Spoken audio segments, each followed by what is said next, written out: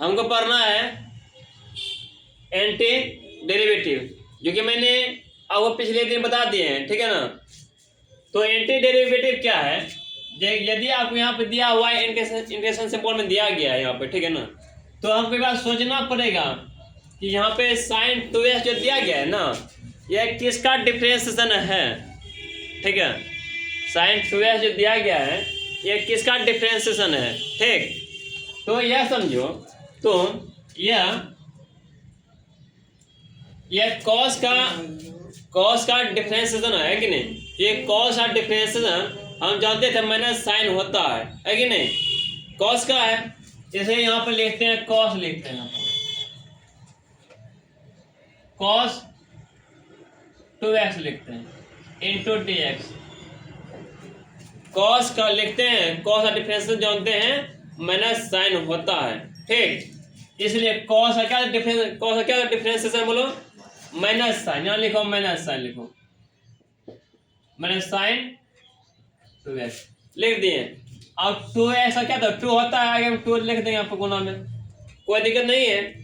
आप क्या करेंगे, ये भाग में है ना, इस वजह गुना बदल देंगे, ठीक है। यहाँ बचा D cos 2x equal to, यहाँ गुना में तो भाग में लाओ -2 sin 2x इंटू dx के रिस्पेक्ट में आ गया। अब क्या करेंगे, दोनों ओर समाकलन करेंगे कि नहीं, अर्थात एंटी डेरिवेटिव करेंगे कि नहीं। एंटी डेरिवेटिव को क्या बोलते हैं, हाँ, इंटीग्रल्स बोलते हैं। वही दोनों ओर इंटीग्रल्स करने पर, है कि नहीं।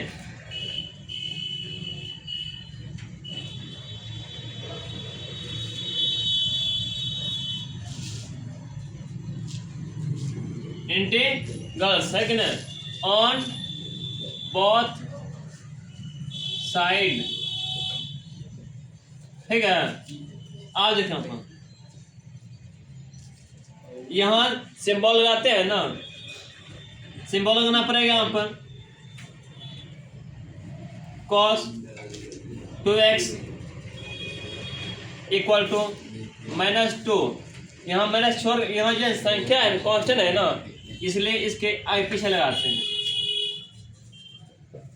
sin 2x dx आ गया। अब क्या करते हैं, तुम इधर देखो, यहाँ डिफरेंशियल सिंबल है और यहाँ क्या इंटीग्रेशन सिंबल है, दोनों साथ साथ नहीं रह सकता, इसलिए खत्म हो गया, ठीक है। यहाँ क्या बचता है, यहाँ बचता है cos 2x, ठीक। और यहाँ 2x देख रहा है माइनस में है ना, इसके अलावा भाग में हो जाएगा कि नहीं, अर्थात इसे लिखते हैं 1/2 लिखते हैं, ठीक। यहाँ क्या बचता है, यहाँ पर बचता है यहाँ पर sin 2x आ गया, यहाँ पर dx के रिस्पेक्ट में आ गया ना। तो यही नहीं पूछ रहा था sin 2x का वैल्यू क्या आएगा, है कि नहीं। तो हमको मालूम हो गया 1/2 cos 2x आ गया ना, कोई दिक्कत नहीं ना। जब यह मालूम हो गया तुम अपने में से एक कांस्टेंट जोड़ सकता है, ठीक। ठीक इसी तरह इसको ही बनाना है। आगे देखो,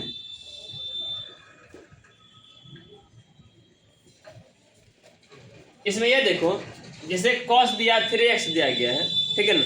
cos 3x जो दिया गया है, अब यह cos समझो, cos किसका डिफरेंशिएशन है बोलो, साइन है, साइन का डिफरेंस cos होता है कि नहीं, जानता है ना, इसलिए वही चीज यहाँ पर लिखेंगे, ठीक है ना। साइन क्या 3x इंटू dx ना बाय dx, है कि ना।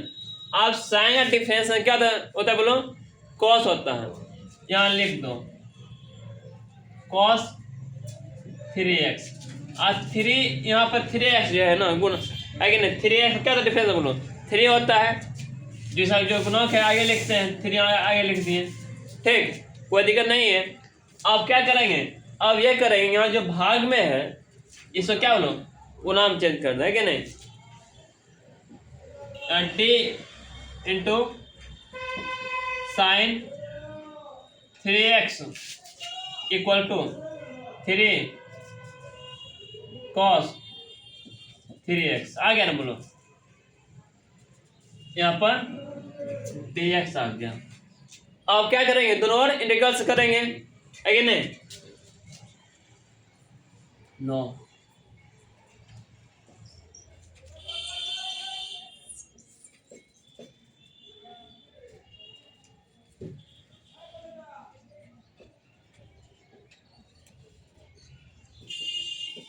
साइड, ठीक है ना, इंटीग्रल्स ऑन बोथ साइड, दोनों ओर समाकलन करने पर, जब समाकलन कर रहे हैं तो उसका सिंबल लगाना पड़ता है।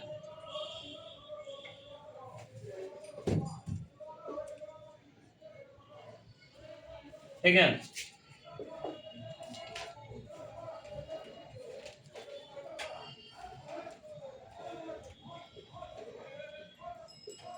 ठीक ना सर, अब ये दोनों आपस में खत्म हो जाता है।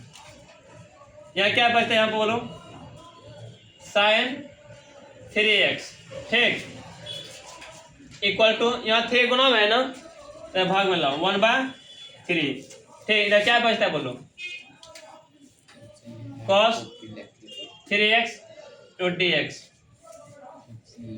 cos का ये पूछ रहा था, ऊपर पूछ रहा था cos 3x का क्या था इंटीग्रेशन, तो बोलना है cos का क्या था 1/3 sin 3x, इंटीग्रेशन जब हो गया तो प्लस कांस्टेंट जोड़ दो, आंसर मिल गया, कोई दिक्कत नहीं आता। तो इस तरह से बनाओगे तो बन जाएगा सारा सवाल, ठीक है। तो एंटी डेरिवेटिव में कोई दिक्कत नहीं होगा, सारा सवाल इसी तरह बनाना पड़ेगा, ठीक है ना, ठीक।